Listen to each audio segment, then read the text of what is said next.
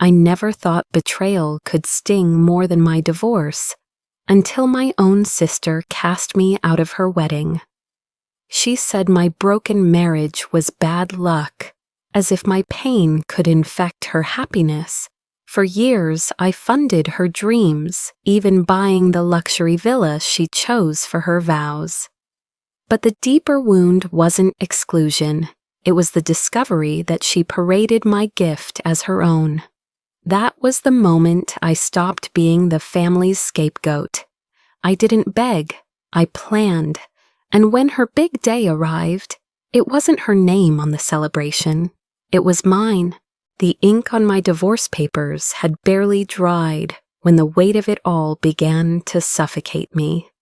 Nights felt endless, my mind replaying every argument, every slammed door, every silence that had carved me apart from the inside. I was still learning how to breathe without someone else's shadow pressed against me when my phone lit up at 2 a.m. It was my mother. Her voice, heavy with theatrical sobs, demanded money for some sudden emergency. She didn't ask how I was. She never did.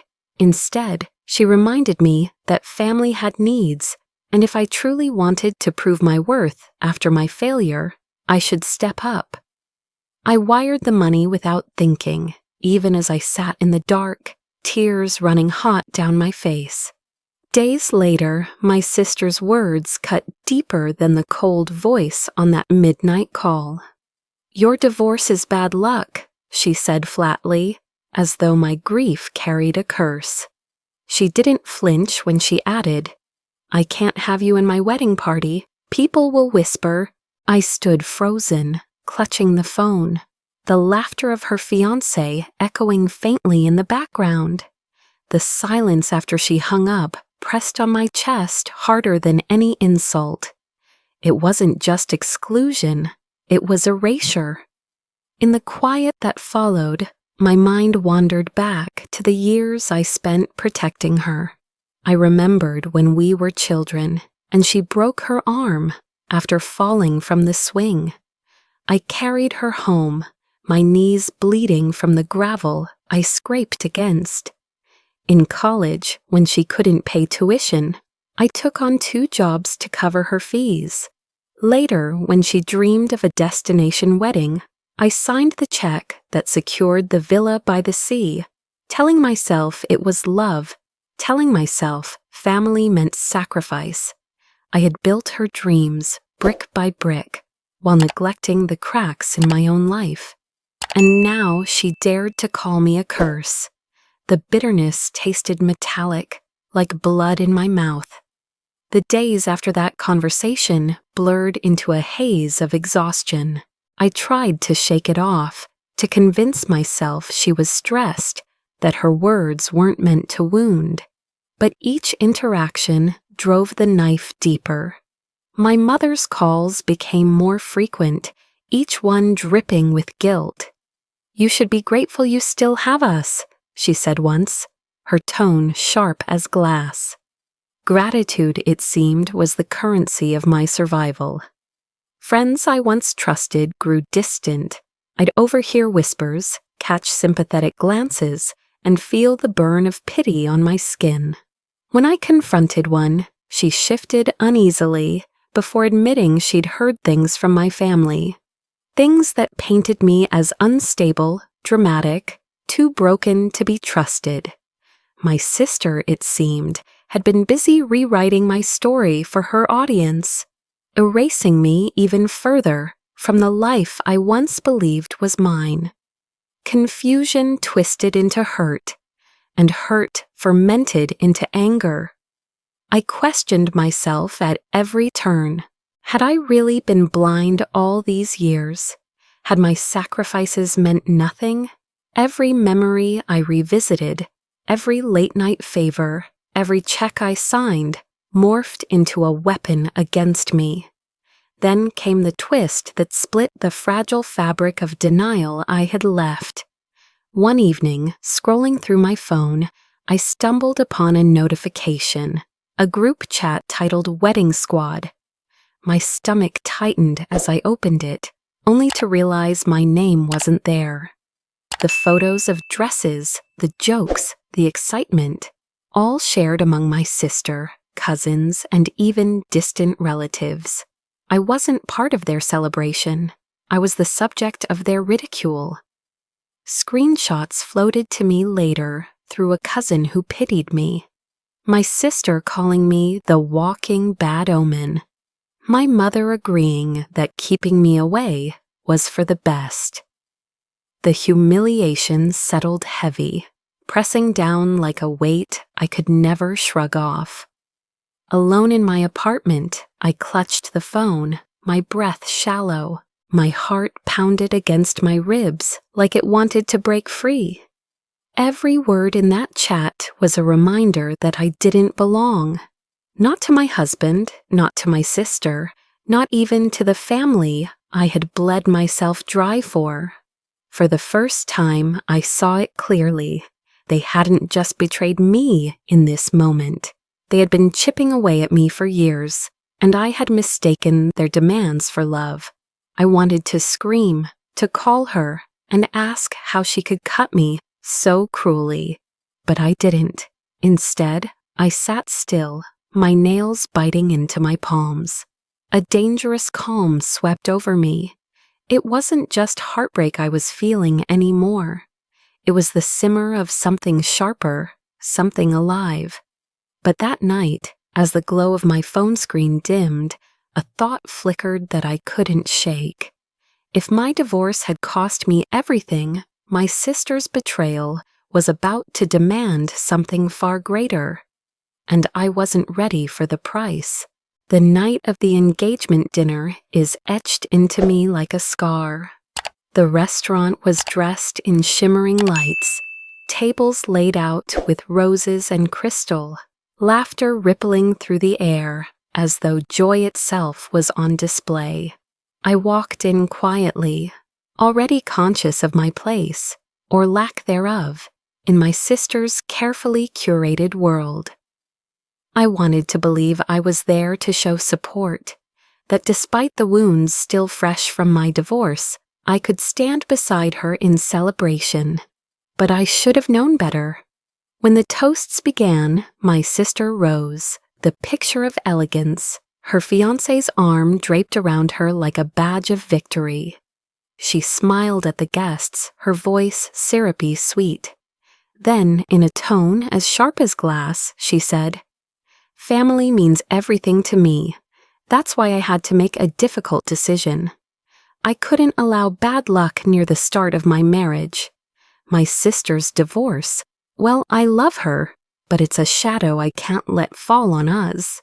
The words landed like a slap. The crowd shifted uncomfortably, some eyes darting toward me, others away in avoidance. I felt the blood rush to my face, my throat tightening as whispers flickered like sparks through the room. "She really said that?" someone murmured. Another laughed nervously. My fork trembled in my hand, the metal clinking against porcelain. I wanted to vanish. Shame drenched me like heavier than the perfume-laced air. I could feel the weight of judgment from strangers, from people who knew nothing about the truth of my marriage, or the years I had spent building the very foundation of my sister's dreams. I wasn't family here, I was spectacle. Then quietly, a hand brushed against mine under the table. I turned to see my cousin, distant, someone I barely spoke to outside of family events, leaning closer. His voice was low, steady. "Don't let her break you," he whispered. "You deserve better than this circus." For a moment, my chest loosened, my breath coming easier. It was the smallest act of kindness, yet it steadied me. A reminder that I wasn't entirely invisible. Still, when I left that night, humiliation clung to me like smoke. My shoes echoed against the pavement, each step heavier than the last. I replayed her words until they were branded into me. Bad luck, a shadow, a curse. Back in my apartment, I dropped my clutch on the counter, hands shaking. Something compelled me to open the drawer where I kept old documents. My eyes caught a folder marked with the villa's name. I pulled out the contract and receipts, paper I hadn't looked at in months. And there it was, staring back at me in bold letters. My name. Not hers, mine. The villa that had become the centerpiece of her perfect wedding was tied legally and financially to me. A strange electricity shot through me. Anger simmered into something sharper, more deliberate. For the first time, I felt the edges of a new thought. I didn't have to keep letting them destroy me. I laid the receipts on the table, smoothing them with trembling hands. The weight of humiliation began to shift into something sturdier, something like resolve. One by one, I gathered the proof, emails confirming transfers, call logs with her begging for help, screenshots of messages. Evidence that for years I had been the backbone of her dreams while she painted me as dead weight. It was intoxicating, the act of assembling truth. Every piece I clipped together was a shard of armor. For once, I wasn't bleeding out. I was preparing. The next morning, I looked at myself in the mirror. My eyes were tired, but they no longer carried only defeat. Beneath the exhaustion was a flicker of steel.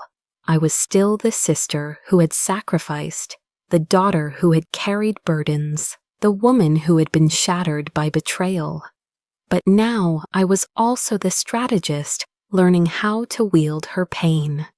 Then came the revelation that turned my simmer into fire.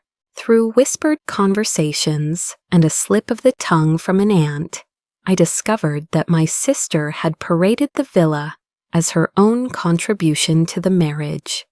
She had flaunted it to her fiancé's family as part of her dowry, a token of her independence, when in truth every brick and stone had been built on my sacrifice. She hadn't just erased me, she had stolen me. I sat in silence, the documents spread before me, the betrayal solidified into something I could finally touch.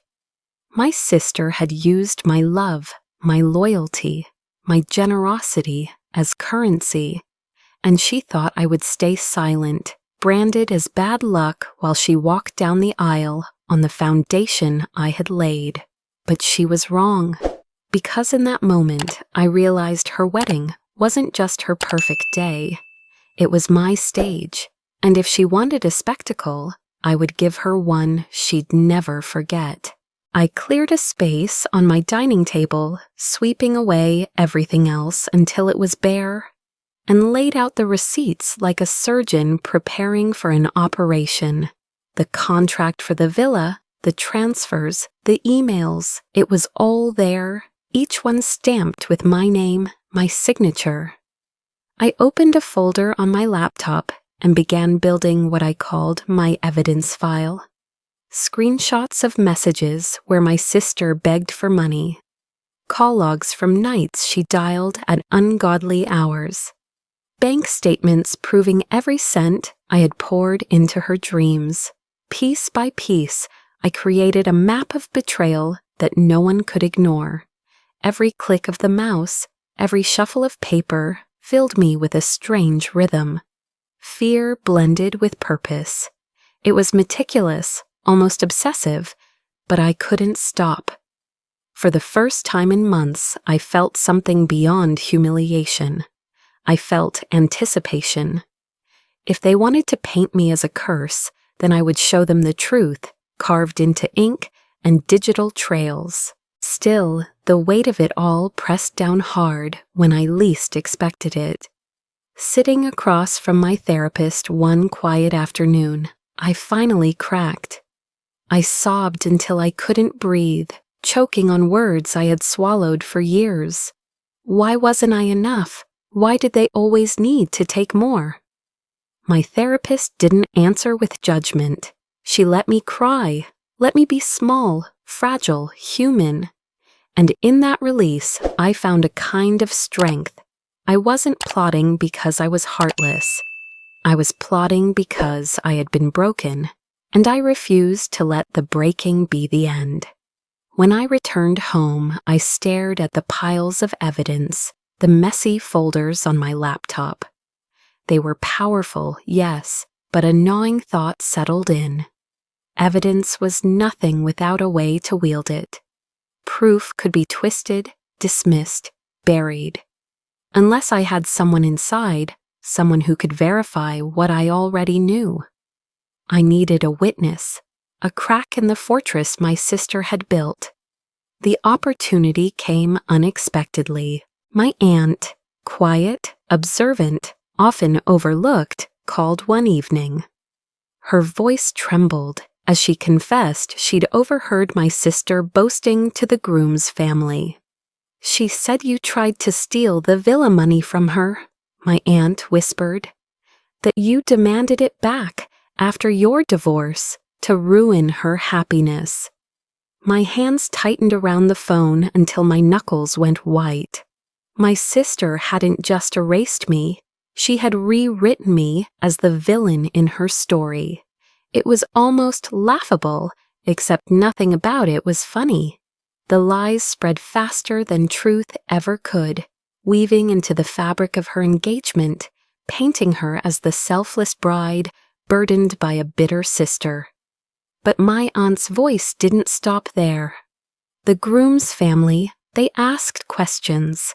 They don't trust her entirely, but she's convinced them you're unstable. They believe her, for now. The room spun. The very people she was marrying into had doubts, but she had doused them in poison against me. A tremor of rage shook through me, but beneath it, something sharper took root. Opportunity. If even the groom's family harbored suspicion, it meant her walls weren't impenetrable. It meant there was already a crack, waiting for the right push. I reached out to the only people I could trust completely. My best friend who had stood by me through the unraveling of my marriage, and a lawyer recommended quietly by someone who understood messy family betrayals. Together, we began to assemble not just evidence, but a strategy. My best friend organized digital files, labeling them so every lie could be matched with a receipt. My lawyer guided me on what would hold in court, what to safeguard, what to reveal at the precise moment. My aunt became my silent ally, watching, listening, feeding me the words my sister thought no one else would ever hear. Each meeting, each whispered exchange built momentum. The fear that once held me captive transformed into a current, pulling me forward. For once, I wasn't stumbling in the dark. I had a plan.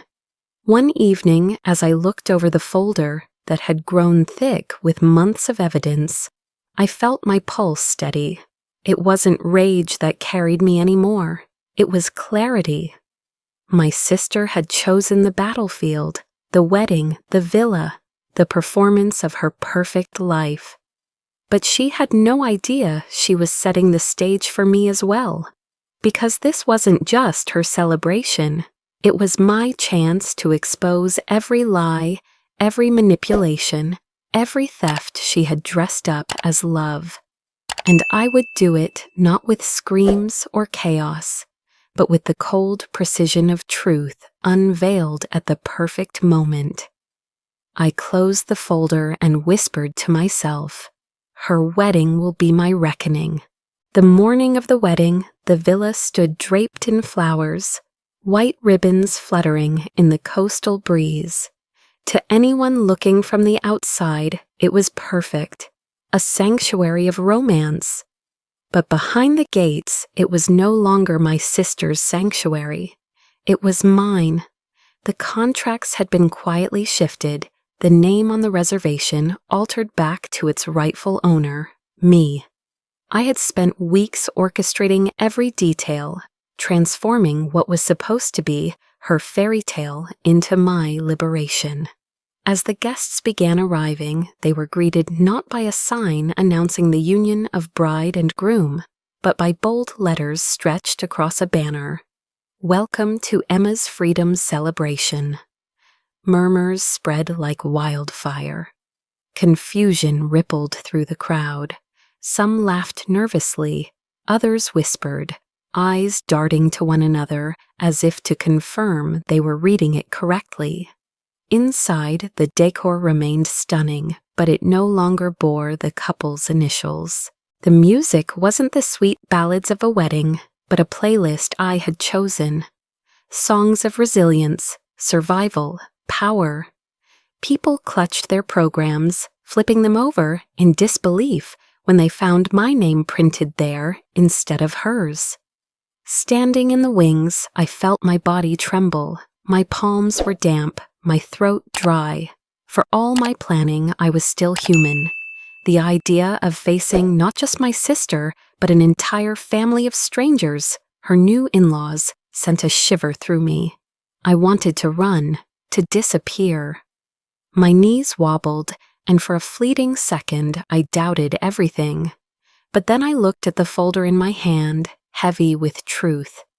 I remembered the nights of humiliation, the phone calls at 2 a.m., the dinner where I had been labeled a curse. The fear didn't vanish, but it shifted into something steadier. I inhaled deeply, steadied my shoulders, and walked into the hall. Gasps echoed as people saw me. The bride hadn't arrived yet, but here I was, standing on her stage. My voice carried through the microphone as I greeted the guests, calm but resolute. "Thank you for coming today. I know you were expecting one story, but it's time you heard the truth." The air crackled. Guests leaned forward, hungry for answers. And just as I began, the doors opened, and my sister swept in on her fiancé's arm, her face radiant until her eyes locked on the banner. Her smile froze, drained away, replaced with disbelief that twisted quickly into fury. She stormed down the aisle, voice shrill. "What is this? What have you done?" Her fiancé's family froze. Confusion etched across their faces. The whispers turned louder. Phones lifted into the air as guests began recording. My sister's shrieks filled the hall, echoing against the walls. The picture-perfect day crumbled in seconds. I didn't shout back. Instead, I lifted the folder and began laying out the evidence, one page at a time, projected onto the screen behind me. Receipts of the villa payments, transfers signed with my name, texts where she begged me for help, screenshots of the lies she had spun about me. The crowd gasped, each new revelation slamming like a hammer. My sister clawed at her fiancé's arm, insisting, "She's lying, she's crazy." But the proof was undeniable, black ink against white paper. The groom's parents rose from their seats, faces pale. One of them demanded, "Is this true?" The groom, wide-eyed, stared between the documents and the woman he thought he was marrying. My sister broke down, screaming, sobbing, blaming me, blaming everyone but herself. But the tide had already turned. Guests recorded every second, their phones capturing the downfall in real time. By the time she realized, it was too late. Clips had already been uploaded. "Bride exposed as liar," one caption read. Within minutes, the video began spreading across TikTok, comments flooding with disbelief and mockery. Then came the blow she never saw coming. Her fiancé pulled his arm free, his voice trembling but firm. "If this is who you are, I can't marry you." Gasps erupted. The wedding didn't just collapse, it shattered completely. The villa that was supposed to host her happiest day had become the stage of her undoing. Yet as the chaos unfolded, I remained steady. Not triumphant, not smug, simply resolute. I hadn't created the lies, I had only revealed them, and as my sister collapsed into a storm of her own making, I held the silence that followed, letting the truth echo louder than any scream. Still, as the guests dispersed, some in shock, some reveling in the scandal they had just witnessed, I knew my work wasn't over. Because the truth had been revealed, yes, but there was one final card I had yet to play. The hall was silent except for the sound of papers shuffling in my hands. Every page I revealed landed like a stone in still water, rippling through the crowd.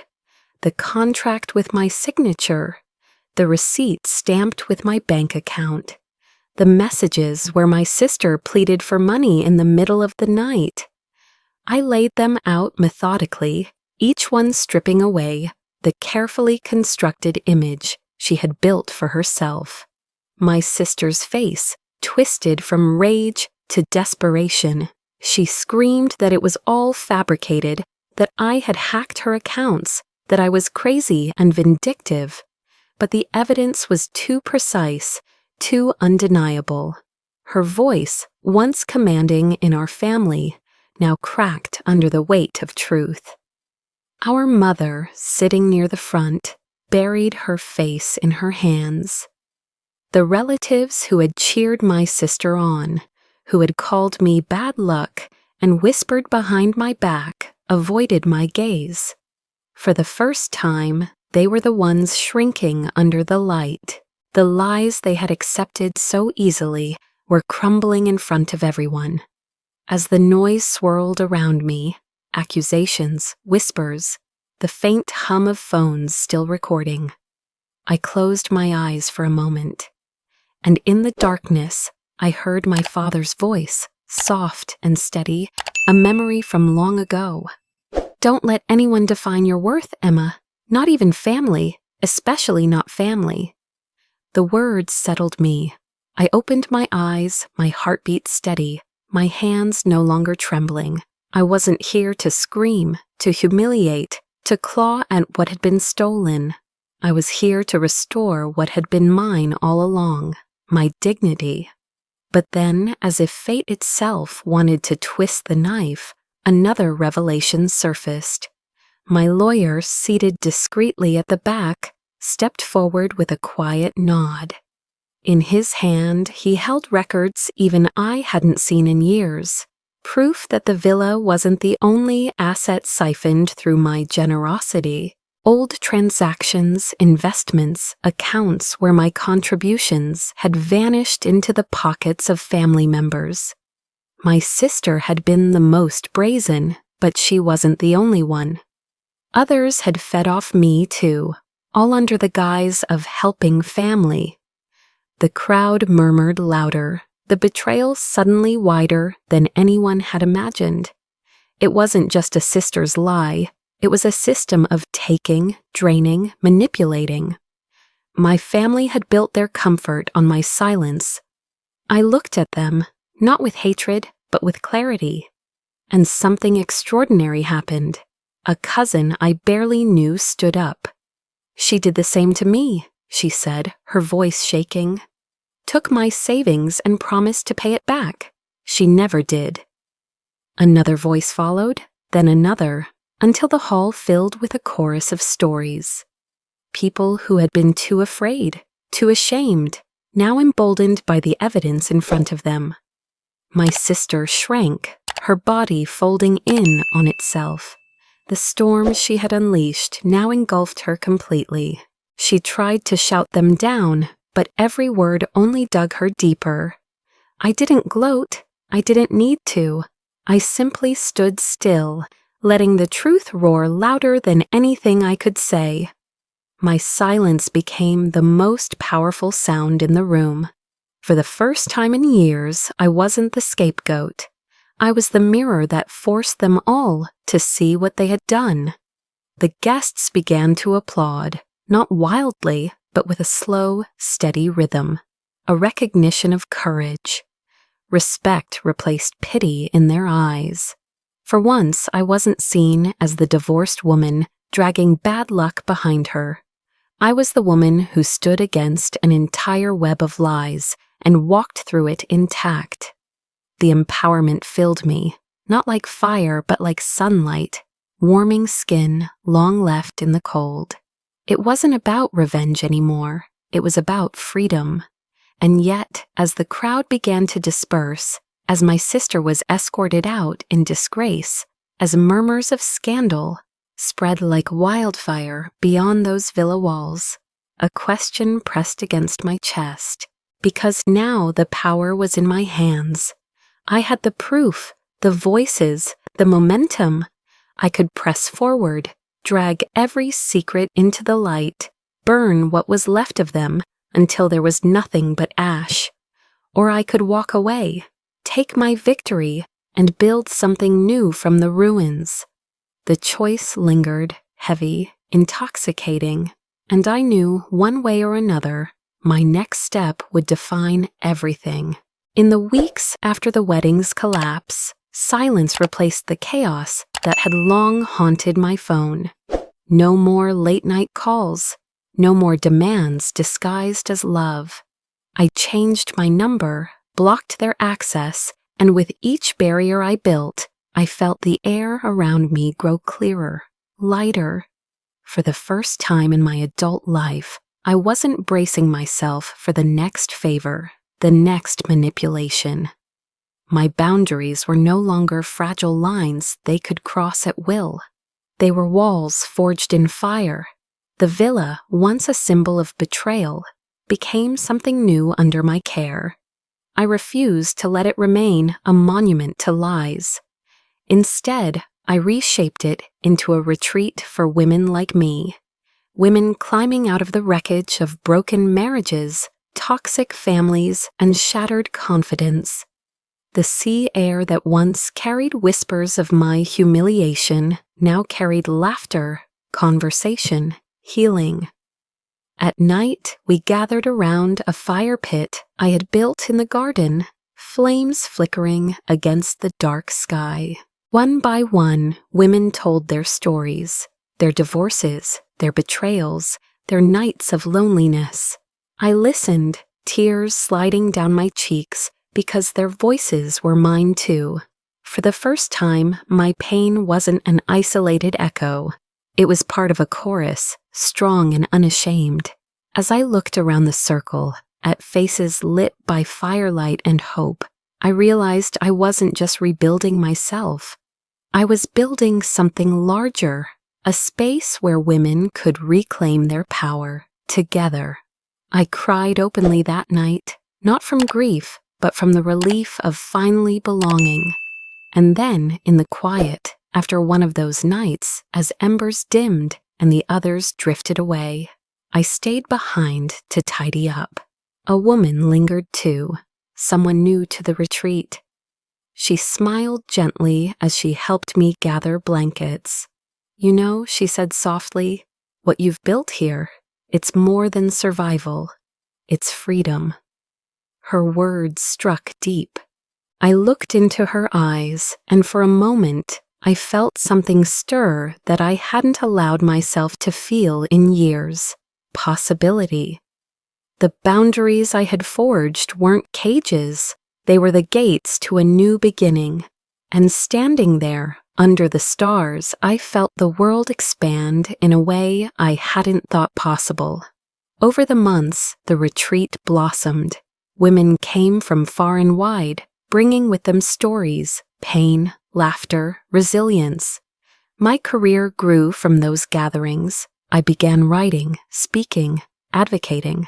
The villa wasn't just bricks and stone anymore. It was alive with purpose. And slowly, love returned to me too. Not the kind built on obligation or manipulation, but something steady, respectful, and kind. It came quietly, in long conversations and shared silences, in the trust that grew piece by piece. I didn't rush it. I didn't need to.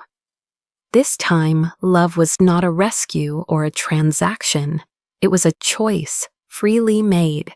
I created my chosen family from the women who stayed, from friends who proved loyal, from the new love that walked beside me. My old family's absence no longer haunted me. Their voices had faded into the background noise of a life I no longer lived. Standing on the villa's balcony one evening, the sun sinking into the horizon, I felt the fullness of it all. I hadn't just survived their betrayal. I had alchemized it into something radiant. I whispered into the wind, as if speaking to the girl I once was, the one who sacrificed endlessly, the one who believed love meant losing herself. I didn't lose a family, I found myself, and for the first time the words felt not like defiance, but truth. A truth that would carry me forward, not as a shadow, not as a curse, but as a woman reborn.